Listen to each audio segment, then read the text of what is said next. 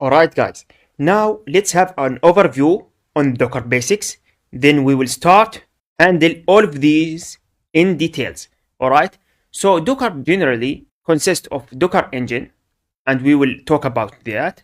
What is Docker engine, the concepts of Docker engine, the parts of Docker engine versus daemon versus the client, Docker client I mean, the Docker server, and so on.